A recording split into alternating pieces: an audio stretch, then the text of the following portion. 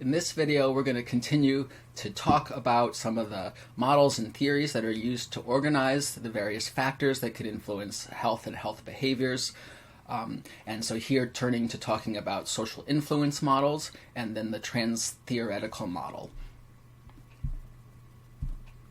So we left off, I had mentioned that social norms are part of the theory of planned behavior, but didn't go into depth into that, and so I want to just talk more about what they are generally here. Right? I think we all generally know what social norms are. Right? These are the normative behaviors, things that are commonly occurring around us, the beliefs that our broader culture holds, that our group holds, and these certainly influence us, right? I don't think you need to be a student of social psychology to know that we are influenced by people around us, whether we choose to conform with them or to rebel against that.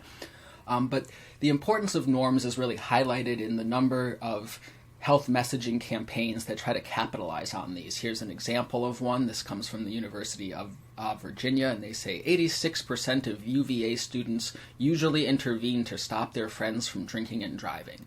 And what this statement is trying to capitalize on is that the finding from research that that people do generally want to engage in things that their group is engaging in as long as they identify with that group. And most university and college students identify with their university or college. And so the idea here being that by saying most students do this, and highlighting that that's the case, people will now become aware of that norm and engage in that more.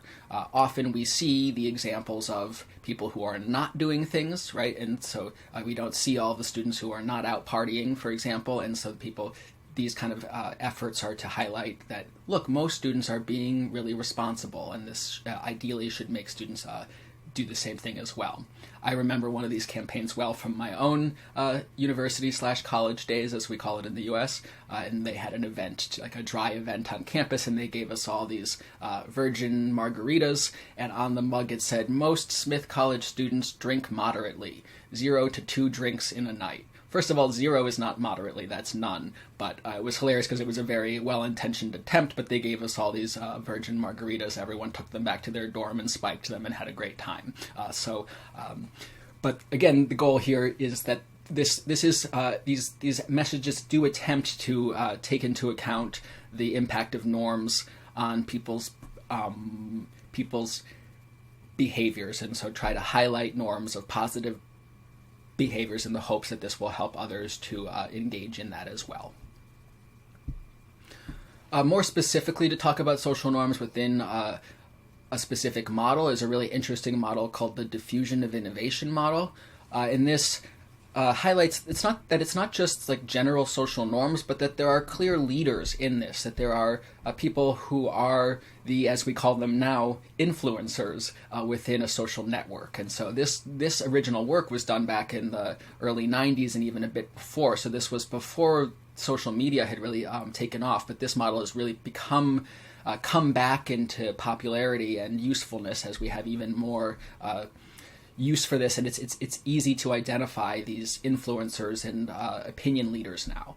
So let me just tell you a little bit about this model. So the diffusion of innovation model, the goal here is that if you really want to intervene with health behaviors, or really to spread any kind of new information or attitude, you need to identify what they call these opinion leaders, or again, what we would call influencers now. These are people who tend to influence other people's decisions. They're the center of their social networks. They're sort of community role models in their groups. And so they are, if you identify them and get them to share your product or communicate the importance of a certain health behavior, they can spread this to the rest of the population. I always think of my mom in this. She's an opinion leader. She's one of those people who's friends with everyone in her network. If she likes something, she'll tell everybody about it. The most recent one is a brand of organic toilet paper. She will send her friends samples. She gave Dr. Metz and I more toilet paper than we could store in our apartment at one point here in Toronto. She will spread that message. If she was on social media like that, she'd be getting all the middle-aged ladies to buy the toilet paper. But so she's an opinion leader within her group. But there's going to be opinion leaders in every different type of group. And so what this study that was done in the 90s looked at was a really key health behavior and health outcome at the time, this was really at the during the height of the AIDS pandemic. And so looking at health behaviors of engaging in safer sex within the gay communities. And so this study sought to identify opinion leaders within these communities and then spread information about safer sex through these opinion leaders rather than spreading messages from health organizations to the gay men themselves. And so what they did in this is they trained bartenders at the main gay bars in a couple of towns to observe all the patrons to the bar, and then they used those bartenders to identify who were the opinion leaders, so who was sort of the center of these groups. And then they took these opinion leaders, so they contacted these men and they trained them. They gave them information on safe sex strategies, and they also talked to them about how to effectively share and communicate this type of information, right? So they trained them to be messengers for this message. This image I have over here of this stoplight, this is here because this was the image of the campaign. They put these posters up all around the gay bars. They didn't say anything. They just had this image, and then the men who were the opinion leaders would just wear a pin that said this. I mean, that had this same image on it, and then people would come up to them and be like, hey, I saw that sign. Like, what does this mean? What is this symbol for? And then they would go, oh, actually, this is for this campaign we're doing. We're trying to promote safer sex. It's really important to use a condom. I use a condom. And they'd start these conversations with other men and share this information at the bar. And so this is, now we're on step 3, where the opinion leaders would spread the word. So they'd initiate these one-on-one conversations with other people at the bar, and they'd personally endorse these values of safe sex, right? So they wouldn't just be saying, you should do this, you should do that. They would say, I find it's really important to do this. I find it doesn't interfere in my sex life in this way, and really talk positively about this and its importance, and with a personal endorsement. So just to sum up how the overall study went, so they did this in a couple different cities, and so that they could compare the intervention city and the control city. So these were mid-sized cities in the U.S. So ones that had enough gay bars that they could intervene in, but not so large like New York and San Francisco, where it'd be hard to control the spread of information. Right? These were smaller communities, so they had two baselines where they asked all the men at bars on a number of different nights about their sex habits. And the reason they had 2 baselines is they wanted to make sure effects weren't due to the time of year, like maybe people are having more sex in the summer than in the winter, so they had baselines at multiple times of year just so they could get a good average of just what were people doing anyway. Then they did the intervention, and so one of the cities had this intervention and another didn't. And then they did a 3-month follow-up and a 6-month follow-up in those bars in those cities. And so they may not have had all of the same people in every study, but each time they were surveying everybody in the bars in these towns to see really how was patterns of behavior changing in these cities based on this intervention. And so they followed up at 3 months and 6 months and asked about their sexual behavior over the past few months, as well as they asked about their knowledge about the risks and their perceived norms about safer sex practices. So did it work? What did they find? It did indeed work. This might be a sort of scary-looking table, but really what we need to focus on is the change. So what this is showing is these are all the different behaviors that they looked at, the percentage of people engaging in any unprotected anal intercourse. This is, just a bunch of different sort of types of unprotected or unsafe sex behavior, how often using condoms, how many people were having multiple sex partners. And so this has the average percent for both places, and then you can see at the pre-intervention, right? So you can see if there were any differences ahead of time. But what we're really interested in is this 3 to 6 months changes. And so in the intervention city, what we can see is that the percent of unprotected anal intercourse went down by 9.4%, whereas in the comparison city, where there was no intervention, it only went down by 2.9. And so you can see across these different things that the intervention city was having an improvement in health behaviors, more safe sex and more use of condoms than in the comparison cities. right? And it was important to have these comparison cities in addition to comparing the intervention to baseline, because just over time, more information should have been coming out about safer sex. So you can see that even on top of that, these were more effective, and these were all significant differences. So just to evaluate this briefly, some strengths on it, right, is it really capitalizes on the persuasive appeal of community members and people that we already identify with, right? That's who we're most likely to listen to. And so that is a very important strength of this, particularly around health behaviors, right? Often there are groups who, for very legitimate reasons, may not trust the advice of health professionals or medical communities. And so having this information from your own community can be really informative. Some of its weaknesses are that it may be difficult to implement. This was particularly true back when this study was run. You can sort of tell from the procedure of that. That's very involved, right? There's a lot of steps. They had to identify these people. They had to train them.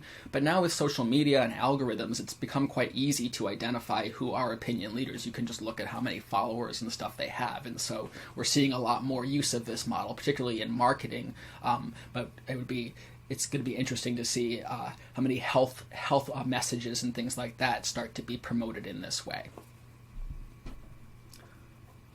There may also be resistance to adopting new norms, right? So this will work well if it's easy to get these opinion leaders on board with your cause, but there may be maybe your health message is not one that's amenable to that group. They're not really interested in hearing that, or they don't want to spread that message. And so this really assumes that you have opinion leaders who are readily interested in getting on board with this message.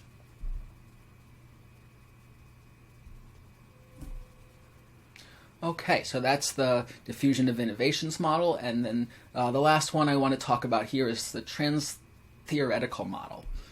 And so this one, like its name suggests, is purported to cut across different theories, that it's not really about like modeling all of these different factors that influence the health behaviors per se, but thinking about the different stages that people are in terms of thinking about even wanting to change their health behavior.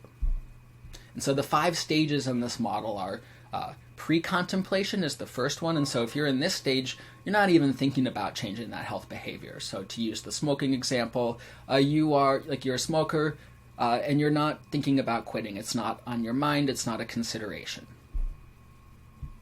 In the contemplation stage, you're now thinking about changing that health behavior. You're thinking about starting exercise. You're thinking about quitting smoking. You're contemplating that.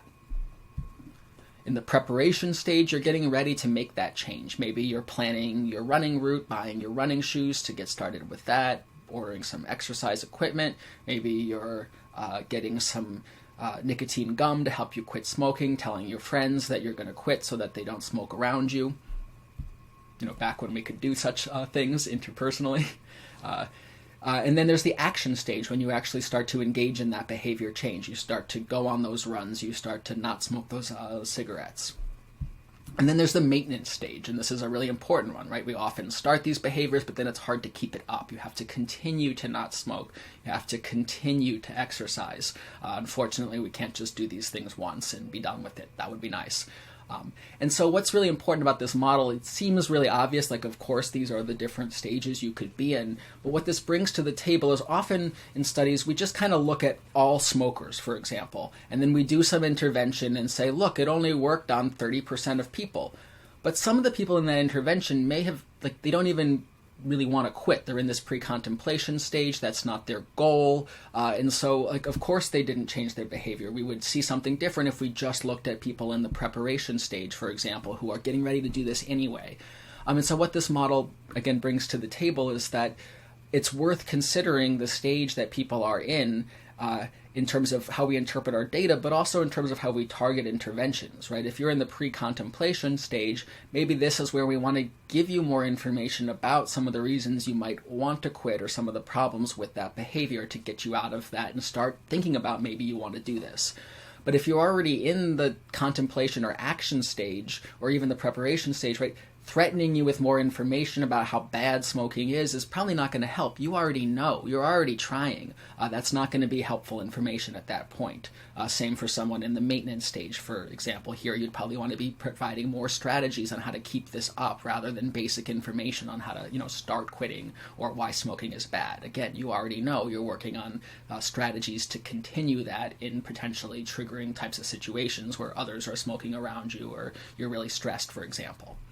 So this is really useful in saying, hey, look, we need to think about where people are at in our interventions. And so hence the theoretical, it doesn't matter what intervention you're doing, what type of theory you're using, you should consider the stage. So just to give another example, with the smoking example, right, if we break down, maybe on average an intervention only works with such a percent of people, but if you looked into the different stages people are in, if you do an intervention, people in the action stage I'm saying this all wrong. If we just look at the breakdown of where smokers fall, about 10 to 15% are currently in the action stage, attempting to modify their behavior.